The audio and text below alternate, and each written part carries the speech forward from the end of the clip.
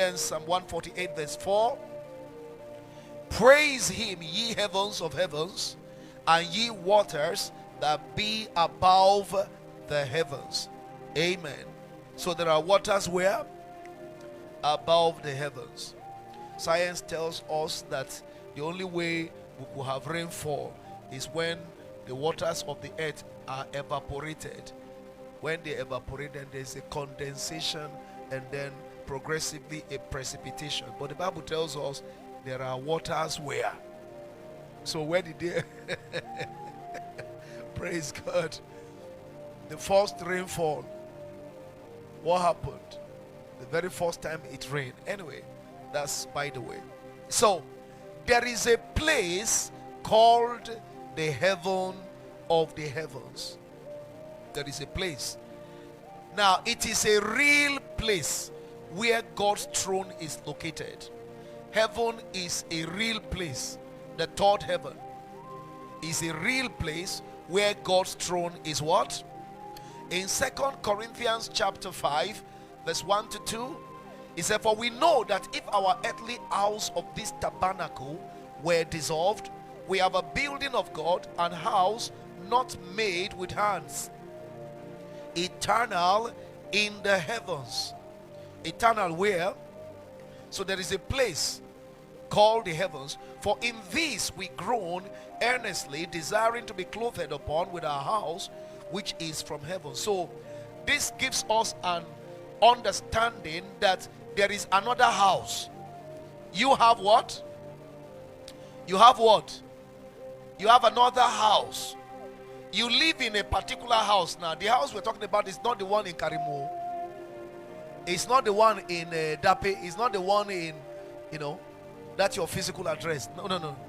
The house we're talking about is your body. Your body. You are living in that house now. But there is another house you have. Amen. That one is eternal. And it is located where?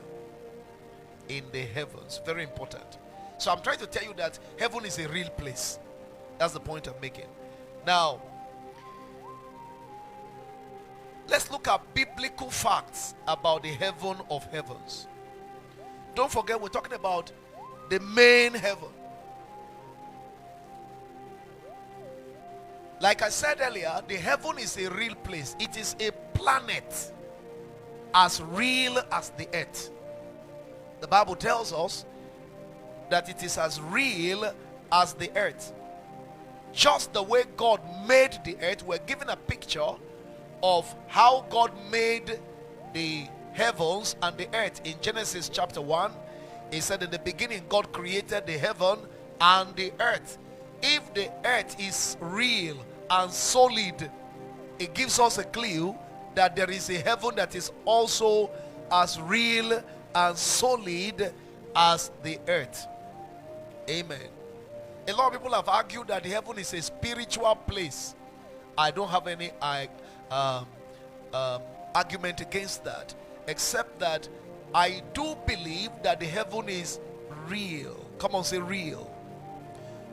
And I have so many reasons to believe that, based on scripture, which we shall be seeing progressively. A lot of people have also opined, some Bible scholars believe that the heaven is a land of spirits, not a land where physical people go. I also have a nag about that theology, because Jesus didn't go to the heaven as a spirit. He went to the heaven as what? As flesh and bones. He resurrected life and ascended life into where? Into heavens. And when the disciples were confused, worried about the fact that he just ascended and Yabarsuhaka, two angels appeared and said, ye men of Galilee, why are you troubled and petrified? Why are you worried? This same Jesus you see that is gone into the heaven shall so come. How? In like manner. Yes, it is true that he was able to pass through walls, pass through shut doors. But when he appeared to the disciples and they were afraid and said he was a ghost, he said, no, no, no, no, no, come and feel me. Thomas, come, touch my hands, the nail pierced hands. You don't touch a ghost. You can't touch a ghost. But Jesus said, you touch me. And then he said, for a ghost does not have what? Flesh and blood, as flesh and bones, as you see me have. So if he was real, that he could be touched, he could be felt, then he went into a place that is real, that can be felt, that can be touched. It's just a logical way of thinking. Now, apart from Jesus, who went physically into heaven, we had record of Enoch, who lived on earth and didn't see death and went there. We have the record of Elijah, who was taking life with chariots of fire into that place. So heaven must be a real place. And there are so many other arguments to buttress this point. However, let's proceed. Number one, I want to say that heaven is the throne of God. The throne of God. Psalms 2 verse 4 confirms that he that sitteth in the heavens shall laugh. The Lord shall have them in derision. So God sits where? In heaven. Psalm 103 verse 19. The Lord hath prepared his throne in the heavens, and his kingdom ruleth over all. So there is a throne of God, and the throne is where? Good. Number two, biblical fact about heaven. It's the place where God presides over the affairs of the universe. It's real, a planet.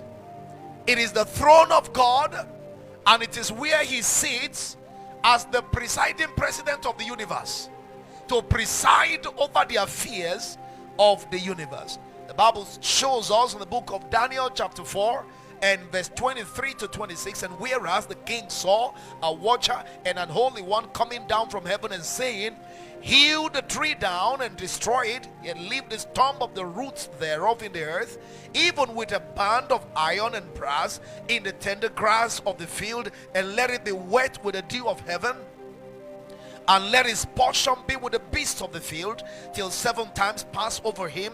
This is the interpretation, O king, and this is the decree of the Most High. Come on, say the decree of the Most High. Yeah, which is come upon my lord the king, that they, who are the they? Okay, let's read on. You'll get to understand who the they are. That they shall drive thee from men. Now, those who have the power to drive the emperor that was governing the whole earth that time must be more powerful than him.